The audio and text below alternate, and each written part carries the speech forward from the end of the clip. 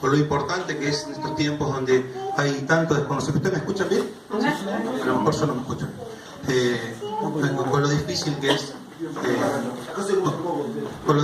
es, en estos tiempos donde muchísimas iglesias, muchísimos lugares no se han desviado de las Escrituras, no están encontrando los tesoros maravillosos que la palabra de Dios tiene, y es la única forma, es la única manera en que un verdadero cristiano puede encontrar la verdad a través de las Escrituras. No hay otro medio, no hay otra manera en que usted pueda conocer realmente a Dios, o sea, cómo Dios piensa, cómo Dios actúa, cómo Dios reacciona, qué es lo que Dios piensa acerca del pecado, cuáles son las verdades acerca del hombre, qué es lo que la Biblia nos dice acerca de Satanás verdaderamente y de los demonios. La única forma en que usted va a conocer cuál es la verdad acerca de Dios es a través de la palabra de Dios, es a través de la Biblia. No espere tener usted una revelación, una teofanía o una aparición de Dios para decirle cómo usted tiene que comportarse. Ya Dios nos ha dicho todo lo que nosotros necesitamos saber a través de las Escrituras, a través de la palabra de Dios. Entonces es mi anhelo, es mi deseo, o sea, el trabajo que estamos haciendo ahora los días viernes, invitarle a usted, a alentarle a usted, que si usted quiere realmente tener un compromiso real con el Señor, y si usted realmente es un cristiano, usted necesita conocer la palabra de Dios, usted necesita tomar tiempo de su vida, tomar tiempo de su día para poder estudiar las Escrituras, para tener un tiempo de oración, y la única manera en que su comportamiento y su forma de actuar va a cambiar, y eso realmente lo va a hacer el Señor, porque el Señor es el que pone en nosotros, el que produce en nosotros el querer como el hacer. Amén. Quisiera que podamos, bueno, para contarlo un poco, estamos estudiando la carta a los Filipenses, ¿sí? Los días viernes, los hermanos que vienen, hemos comenzado este viernes, y yo quisiera poder compartir un pasaje, ¿sí? Del libro de Filipenses, ya que estamos estudiando esta carta, ¿sí? Para poder encontrar que la palabra de Dios es la que nos va a guiar a toda luz y a toda verdad. Esta carta es una carta maravillosa, este libro es un libro maravilloso de solamente 4 capítulos, y la situación en la que el apóstol Pablo se encuentra cuando escribe esta carta es una situación muy tremenda, o sea, muy terrible. O sea, con la modalidad y la forma de exitismo que nosotros vemos hoy en el mundo. O sea, que una persona es exitosa solamente cuando todas las cosas le van bien, y cuando tiene dinero, y cuando tiene una familia establecida, quizás si tiene todas las cosas le salen como está esperando que sucedan. Pero vemos aquí el apóstol Pablo en este tiempo, en esta época de su vida, que él está preso por causa del Evangelio. Ahora, qué tremendo podríamos decir, ¿no? Si hoy escucháramos a los muchos predicadores que hablan acerca del éxito y de que tener un gran auto y una gran casa es lo que va a demostrar que tú eres un verdadero hijo de Dios. Bueno, entonces podríamos decir que el apóstol Pablo estaba o en pecado o estaba en desobediencia a Dios porque estaba preso por causa del Evangelio. Ahora, cuando nosotros analizamos la situación del apóstol Pablo en este momento, vemos que lo que en realidad lo había llevado a la cárcel era defender la verdad. Estaba padeciendo persecución por defender la verdad en medio de una generación maligna y perversa. ¿Qué es lo que nos va a decir hoy en este día? La Escritura.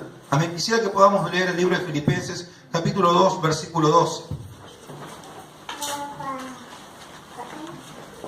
Amén. Usted puede estar en reverencia mientras permanece sentado. ¿Sí? Dice así la Escritura: por tanto, amados míos, como siempre habéis obedecido, no como en mi presencia solamente, sino mucho más ahora en mi ausencia, ocupaos en vuestra salvación con temor y temblor. Porque Dios es el que produce en vosotros así el querer como el hacer. 2.13. 2.12 y ya estoy por el 13. Porque Dios es el que produce en vosotros así el querer como el hacer, por su buena voluntad. Haced todo sin murmuraciones y contiendas, para que seáis irreprensibles y sencillos, hijos de Dios, sin mancha, en medio de una generación maligna y perversa, en medio de la cual resplandecéis como luminares en el mundo, asidos de la palabra de vida, para que en el día de Cristo yo pueda gloriarme de que no he corrido en vano, y aunque sea derramado en libación, de que no he corrido en vano, ni en vano he trabajado, y aunque sea derramado en libación sobre el sacrificio y servicio de vuestra fe, me gozo y regocijo con todos vosotros, y asimismo gozaos y regocijaos también vosotros conmigo. Amén. Oremos al Señor. Señor, te doy gracias, Padre, por tu inmenso amor para con nosotros. Ayúdanos, Señor, a poder comprender y entender tu palabra. Ayúdanos, Señor, a poder encontrando lo que tú quieres hablarnos en este día, Señor. Necesitamos realmente de tu guía, necesitamos de tu asistencia, Señor, la asistencia de tu Espíritu Santo para poder encontrar qué es lo que tú quieres hablarnos. Señor, danos valentía para enfrentarnos con ella, Señor, también con humildad y en obediencia, Señor, a tu palabra, entendiendo, Señor, que tú eres un Dios que eres más sabio que nosotros, infinitamente sabio, infinitamente poderoso, y que tú eres el único digno de toda gloria, de toda honra y de toda alabanza, Señor. Te adoramos a ti, háblanos a través de tu palabra. Amén. Como les comentaba, hermanos, esta carta es una carta maravillosa. O sea, tiene un tema específico durante toda la carta, y durante toda la carta el apóstol Pablo va a ir viendo diferentes áreas en las que este tema se va a desarrollar. El tema de la carta es cómo vivir la vida cristiana. Y esa es una gran pregunta que todo cristiano debería hacerse. Debería haber una regla de medir, debería haber una dirección, debería haber estatutos y formas en las que el cristiano debería comportarse. Pero en este tiempo donde cada uno hace lo que bien le parece o cada uno hace lo que bien cree que es correcto, sin consultar a la verdad de Dios, entonces ninguno de nosotros podría tener una dirección correcta si no tenemos realmente la guía del Espíritu Santo, si no tenemos realmente la guía de la palabra de Dios. Lo primero que nos encontramos aquí en nuestro texto es la palabra por tanto. Aquí la palabra por tanto es una conjunción, es un conector que nos va a conectar con lo que estuvo hablando anteriormente el apóstol Pablo.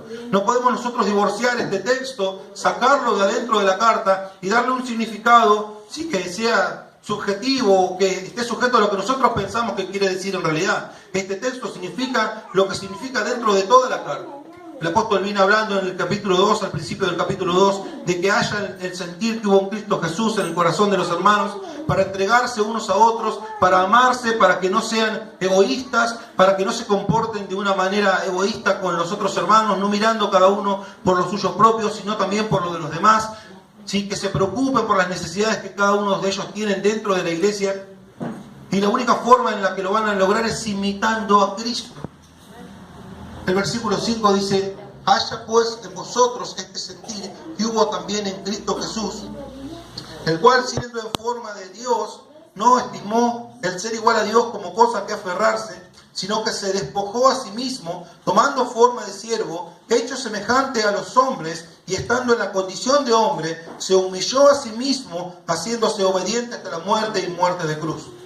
Por lo cual Dios lo exaltó hasta lo sumo y le dio un nombre que es sobre todo nombre, para que en el nombre de Jesús se doble toda rodilla de los que están en los cielos y en la tierra y debajo de la tierra, y toda lengua confiese que Jesucristo es el Señor, para gloria de Dios Padre. Ahora el apóstol Pablo nos está diciendo qué es lo que debíamos hacer o cuál debería ser el comportamiento, por lo menos entre los hermanos. Por eso le dije, el tema de esta carta es cómo vivir la vida cristiana. Bueno, lo anterior que nos estaba mostrando es cómo vivir la vida cristiana entre hermanos. ¿Con cuál debería ser el sentir que debería haber entre los hermanos que forman parte de una misma iglesia? Pero ahora nos va a decir cómo debería ser el comportamiento, cómo debería vivir la vida un cristiano consigo mismo. ¿Cómo debería ser la vida cristiana? ¿Cómo debería yo vivir mi propia vida cristiana ocupándome de mi propia santificación? Hermanos, la santificación y el alejamiento del pecado no es algo automático, algo que sucede en nuestra vida, sí, de un momento a otro. La justificación, sí, nosotros somos justificados y santificados por Dios por medio de la obra de Jesucristo en la cruz del Calvario, pero no va a haber ningún tipo de fruto si usted no se ocupa en santificarse y en alejarse del pecado. Lo que nosotros vamos a ver aquí es que esta carta está dirigida a un grupo específico de personas.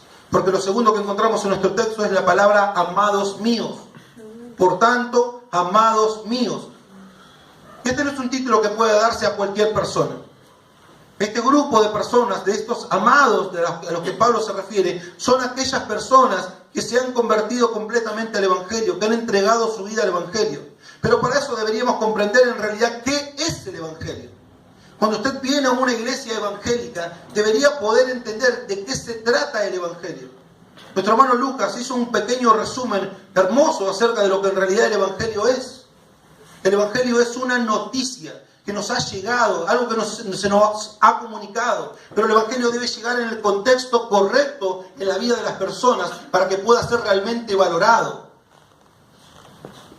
Déjenme darle una pequeña ilustración. Déjenme mostrar, si yo salgo con una carpeta a la calle, ¿verdad? Si voy a una plaza y voy con una carpeta y le digo a la gente, mire señor, tengo una muy buena noticia para darle a usted. En esta carpeta usted va a tener todos los transportes y todos los traslados y todas las atenciones médicas que usted necesite y todas las quimioterapias para que usted pueda sanarse de su cáncer y usted sea completamente sano. La noticia es una buena noticia. Pero la persona que me escucha me dice, está bien señor, me parece muy buena la noticia, pero yo no tengo cáncer.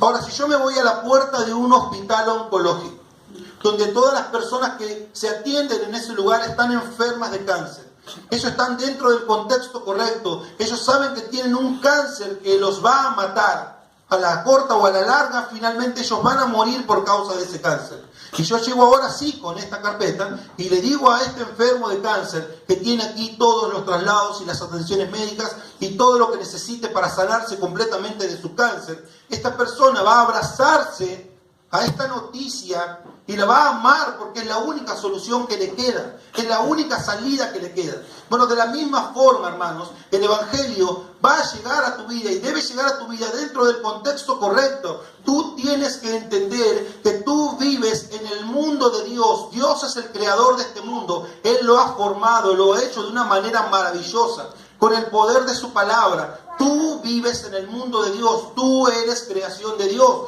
tú le perteneces a Dios. El Salmo 24, versículo 1 dice que de Jehová es la tierra y su plenitud, el mundo y los que en él habitan. Aunque te guste o no te guste, es una realidad que tú no puedes negar. La Biblia nos cuenta cómo Dios creó este mundo en solamente 6 días de 24 horas, Dios solamente ordenando que las cosas sucedan, y así fue creado. En el 6º día, Dios crea al hombre al final del 6º día. Ahora, ¿por qué Dios crea al hombre en el último día de la creación? Como si el hombre no fuese importante, ¿verdad? Lo último que Dios creó fue como... No, pero hermanos, nosotros debemos entender que eso está basado en el amor de Dios. De la misma forma que cuando tú vas a tener un hijo o cuando vas a tener un hermanito, tus padres o tu familia preparan un lugar, poniendo una cunita, poniendo la sabanita, la almohadita, la chichonera y todas las cosas que se necesita para esperar a un bebé. ¿Sí? Cosas hermosas, pero que vienen a tener sentido, tienen un real sentido cuando el bebé nace. Si el bebé no llega a término, si la criatura no nace, ninguna de esas cosas sirve para nada. De la misma forma, Dios amó de tal manera al hombre que preparó un mundo perfecto, un mundo diseñado para que el hombre fuera el rey de este mundo, para que el hombre fuera el gobernador que administrara todos los bienes de Dios. Pero nosotros sabemos cómo la historia sigue, ¿verdad? Sabemos que el hombre rechazó a Dios, desobedeció a Dios, un mandato tan simple como no comer de una fruta. Y todos los hombres caímos en la misma condenación y somos esclavos del pecado y estamos condenados con la misma maldición de Adán, porque todos morimos. Y la muerte entró por el hombre. Y ahora, desde el día que tú naciste, empezaste a morir. Y te acercas un día más, cada día estás más cerca de tu muerte. Ese día va a llegar, vas a morir, como yo voy a morir, como incluso todos los niños que están aquí, dentro de 100 años, todos van a estar muertos. La muerte es una realidad, la muerte es algo que nosotros no podemos evitar, la muerte es algo de lo que no queremos hablar, que queremos dejar de lado y no queremos meditar en ella, no nos gustan los velorios, no nos gusta que nos hablen de enfermedades que llevan a la muerte. Queremos ignorar y sacar de la ecuación a la muerte. Pero si tú ignoras que vas a morir, entonces no eres consciente de que esa muerte termina en un juicio. Eso es lo que la Escritura nos dice, el libro de Hebreos, capítulo 9, versículo 27, que dice que está estipulado para todos los hombres que mueran una vez y luego el juicio de Dios. Ahora, si tú vives en el mundo de Dios y tú le perteneces a Dios, estás bajo la ley de Dios. Tú podrías preguntarme, ¿qué tengo que ver yo con Adán? Entonces, ¿por qué yo soy responsable por lo que un hombre y una mujer hicieron en el principio? Bueno, pero quiero decirte que tú tienes tu parte de responsabilidad en esto. Porque tú vives en el mundo de Dios, bajo las leyes de Dios, ignorando completamente que Dios existe y que Dios ha impuesto sus leyes. Y aunque tú nunca hayas leído la Biblia, quiero decirte que tú conoces la ley de Dios. Porque la Biblia dice que Dios escribió su ley en nuestros corazones. El libro de Eclesiastés, capítulo 3, versículo 11, dice que Dios puso eternidad en el corazón del hombre. Tú sabes que vas a morir y que hay algo después de esta muerte. Después de esta vida existe algo más. Pero no sabes qué es, aunque nunca hayas leído la Biblia. Y tú sabes muy bien que robar es mal, aunque no hayas leído la Biblia. Tú sabes muy bien que la mentira es algo aborrecible, pero tú mientes. Ahora, ¿cómo odias, cómo aborreces descubrir una mentira? Cuando tu pareja, o cuando tu hermano, o cuando tu amigo, o cuando tus padres te mienten. Aborrecemos la mentira, pero no condenamos las mentiras que nosotros mismos decimos. Ahora, Dios es un Dios todopoderoso, Él es omnisciente, Él es omnipresente, a Él nada puede escapar de su vista. Dios es el Rey de este mundo, Él es un Rey soberano que gobierna sobre toda la creación y conoce todos y cada uno de los sucesos en tu vida. Él conoce incluso esos pecados que tú has cometido que nadie sabe. Ahora, si tú murieras esta noche y tuvieras que presentarte delante del juicio de Dios, a rendir cuenta por tu vida, ¿cómo crees que saldrías en ese juicio? ¿Culpable o inocente? Bueno, todos nosotros seríamos culpables si tuviésemos que presentarnos por nuestros propios méritos y por nuestros propios medios delante de Dios. Tú eres culpable. Yo soy culpable de pecado. Yo he mentido, he robado, adulterado, profanado el nombre de Dios. He cometido todos los pecados que la Biblia condena. Pero Dios es un Dios de amor. Él es un Dios justo y no puede solo perdonarte. Tú no puedes presentarte delante del tribunal del Señor y decirle: Señor, me arrepiento, perdonadme, déjame entrar al cielo. Hermanos, eso es imposible, porque la Biblia nos dice, Salmo 7:11 dice: Jehová es un juez justo y está airado todos los días con el hombre que practica la iniquidad, con el hombre que practica el pecado. Dios no puede solo perdonar tu pecado. Dios no puede hacer barrer la basura debajo de la alfombra y hacer como que nunca existió. Alguien tiene que pagar por ti. Supongamos que tienes un enemigo, alguien que te odia. Y este enemigo quiere vengarse de ti, esta persona te odia, te aborrece, entonces entra en tu casa y mata a toda tu familia. Tus hermanos, tus padres, tus hijos, te mata el perro, mata a todos los que están en tu casa, pero te deja vivo para dejarte sufrir.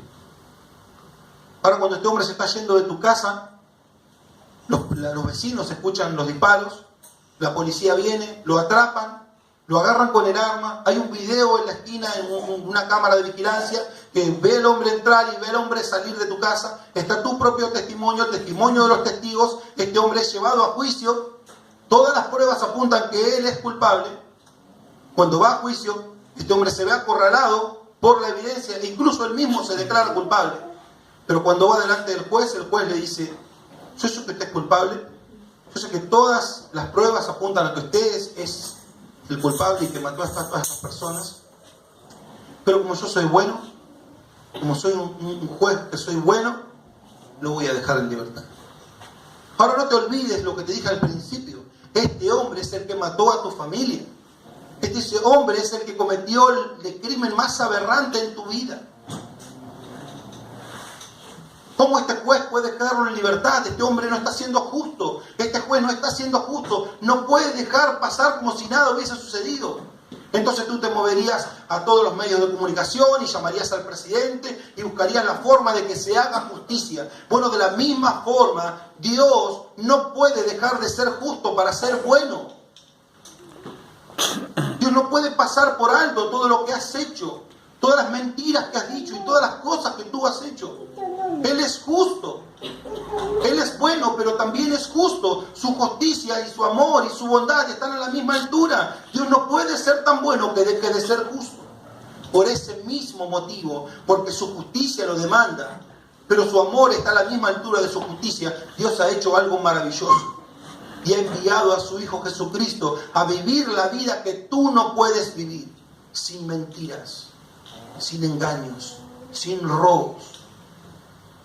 Jesucristo vino a este mundo a pagar el precio por ti. Él vivió la vida que tú no puedes vivir. Pero todos nosotros sabemos cuál fue el fin de la vida de Cristo.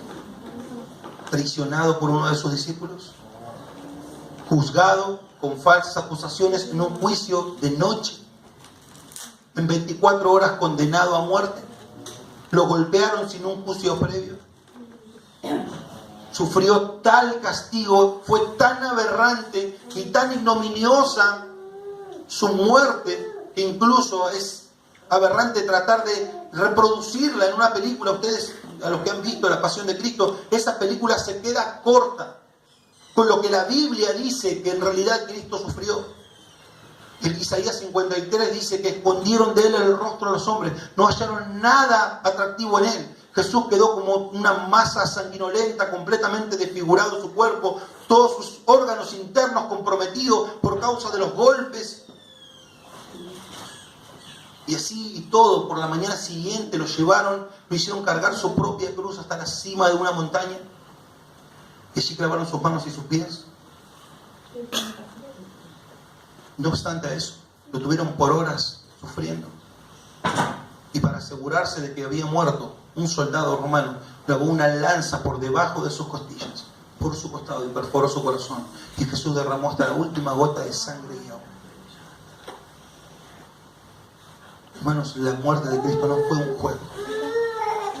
Jesús no se estaba haciendo el muertito.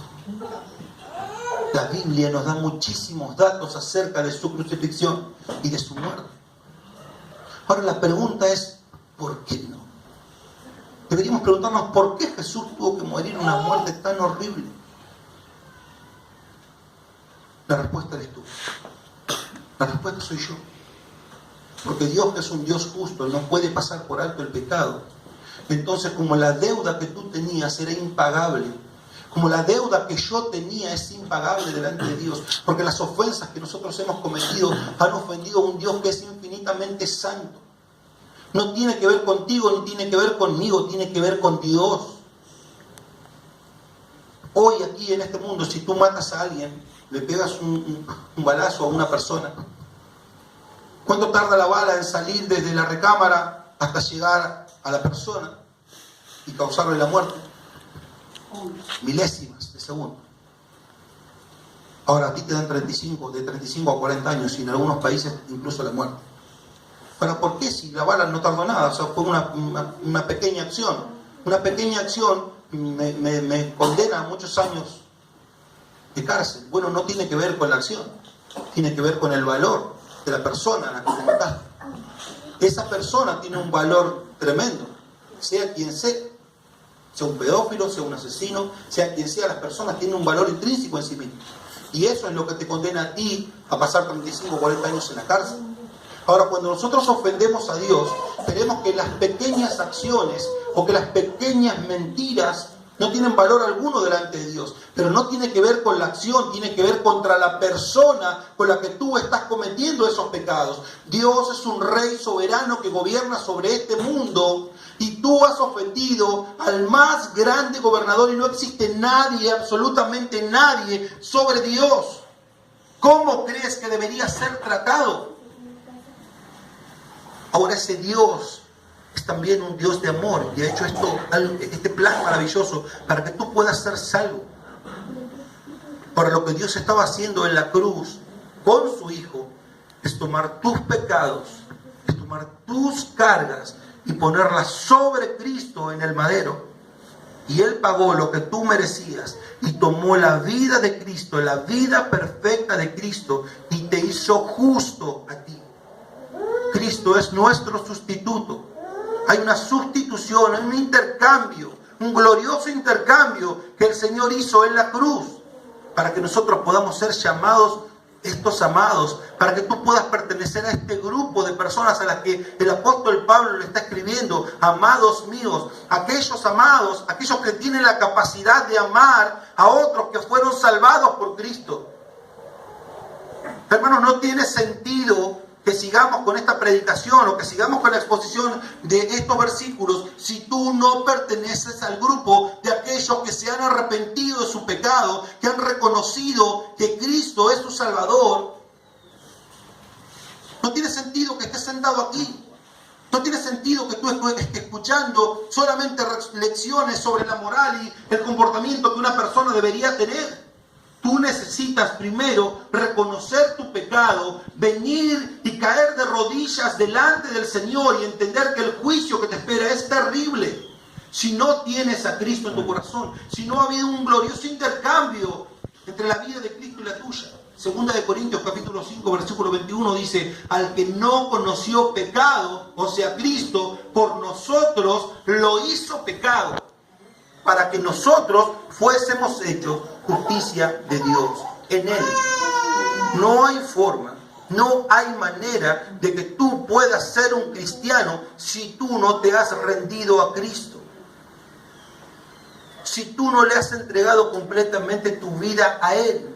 El resto de esta predicación no tendría sentido. Por eso necesitas pertenecer al grupo de los amados. Aquellos que han sido amados por Dios. Ahora, si tú perteneces a este grupo, entonces necesitas oír el resto de esta predicación. Fíjense lo que dice el apóstol Pablo. El apóstol Pablo, esta es una carta maravillosa, es una carta que él escribe a un grupo de hermanos que tenían muy buen comportamiento, dentro y fuera de la iglesia. Eran personas que no eran falsos, que no fingían ser cristianos, eran verdaderos cristianos. Que su vida, su comportamiento y su testimonio iba igualmente acompañado con sus palabras. Ellos decían ser cristianos, decían amar al Señor, pero también se comportaban de esa manera. Fíjense lo que le dice en el resto del versículo: como siempre habéis obedecido. Eran personas que tenían un testimonio verdadero. Como en mi presencia, no como en mi presencia solamente, como si solamente tuvieran temor de que Pablo los viera comportarse bien. Hermanos, hay algo que nosotros tenemos que entender cuando nosotros comprendemos realmente quién es Dios y quién somos nosotros. Cuando nosotros podemos comprender realmente cómo es Dios, que su conocimiento es infinito, su poder es infinito, no hay nada que escape de Él, entonces tú vas a dejar de temer a los hombres para empezar a temer a Dios. Como aquel hombre que mira pornografía en su computadora por las noches, que tiene temor de que su esposa lo descubra, o que tiene temor de que sus hijos lo descubran, o que tiene temor de que sus padres lo descubran, pero no tiene conciencia de que Dios ya lo ha descubierto. Ahora, cuando tú comprendes realmente quién es Dios, cuando tú comprendes realmente que Dios lo sabe todo de ti, entonces dejarás de temer a los hombres para empezar a temer a Dios. Y es lo que el apóstol Pablo le está diciendo aquí a los filipenses. Yo sé que ustedes han obedecido, está dando testimonio de los hermanos, y que ellos no solamente obedecen cuando Pablo está presente, sino que obedecen cuando Pablo no está. Ahora es más necesario que todo lo que aprendieron al lado de él lo pongan en práctica, ahora que él no está, ahora que él está preso. Lo siguiente es un mandamiento. Dice, ocupaos. Aquí la palabra del griego habla acerca de una actividad incesante, de alguien que hace algo hasta completarlo, hasta terminarlo. Ocupaos en vuestra salvación. Pero no tiene que ver con que tú te esfuerces tanto por ser una buena persona para que de esa manera tú seas salvo. Tú te vas a ocupar de tu salvación porque ya eres salvo. Tú no puedes hacer algo si Dios no te ha llamado. Tú no puedes pertenecer a la iglesia de Cristo si Dios mismo no te ha atraído hacia sí. Que tú estés aquí hoy, en esta mañana, es la oportunidad que Dios te está dando para que tú vengas a conocerle a Él.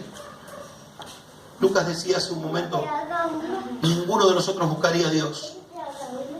Pero hay un motivo para eso. El libro de Juan, capítulo 3, versículos 18 y 19, dice que la luz vino al mundo. Cristo. Cristo es luz. Nosotros estábamos en tiniebla, nosotros estábamos en el pecado, abrazados a nuestra inmundicia, abrazados a nuestras mentiras, abrazados a nuestros adulterios. Pero cuando la luz de Cristo resplandeció en nosotros, entonces salimos de la oscuridad y nos dimos cuenta de cuál era nuestra realidad, de cuál era el estado en que nuestra vida se encontraba. Ahora, si tú ves la luz de Cristo y no vienes a Él, entonces estás aferrándote a la oscuridad, estás aferrándote a tu pecado. Tú no puedes ocuparte en tu salvación, tú no puedes ocuparte en tu santificación, tú no puedes ocuparte en conocer y en amar a Dios porque tú no eres salvo. Necesitas arrepentirte verdaderamente de tu pecado y venir a Cristo y venir a su luz y luego poder trabajar y ocuparte en ese resultado que has recibido, en ese llamado que has recibido de parte de Dios. Pero también aquí el apóstol Pablo nos da cuál debería ser la actitud. ¿Cuál debería ser la actitud correcta de una persona que ha entendido quién es Dios? Y dos palabras con las que nos muestra esto son temor y temblor. ¿Cuál debería ser la actitud que una persona debería tener delante de Dios? Y aquí la palabra temor es Muchos tienden a asociarla con la palabra reverencia, o tiene que ver por ahí con respeto, ¿sí? Con guardar silencio en la iglesia, con solemnidad. No, hermanos, aquí la palabra temor no significa otra cosa más que temor. Como un pavor delante de un Dios que tiene todo el poder para emitir juicio sobre ti. Aquí la palabra temor significa de que tú debes ser temeroso de aquel que puede emitir juicio inmediatamente sobre ti. Nosotros deberíamos estar agradecidos, hermanos, porque nosotros merecemos el infierno cada mañana cuando nos levantamos y cada noche al acostarnos. Pero Dios, por su infinita misericordia, renueva su misericordia cada día para que tú te arrepientas de tu pecado y darte la oportunidad una vez más de que tú vuelvas a Cristo. Aquel que es salvo en la eternidad. Dios ya lo ha salvado. Pero hay un punto en tu vida en el que tú eres consciente de eso, en el que Dios abre tus ojos y te muestra y te das cuenta de que eres realmente un hijo de Dios. Y si eres un hijo de Dios, deberías comportarte como tal, porque fíjense lo que dice el versículo siguiente. El versículo 13 dice: porque Dios es el que en vosotros produce. Estamos hablando aquí de que Dios es el que toma la iniciativa. Dios es el que te ha llamado. Tú nunca le buscarías, estabas en oscuridad. Dios es el que produce en nosotros tanto el querer como el hacer. Ahora, ¿qué es lo que mueve a Dios a llamar a pecadores que le han rechazado durante toda su vida?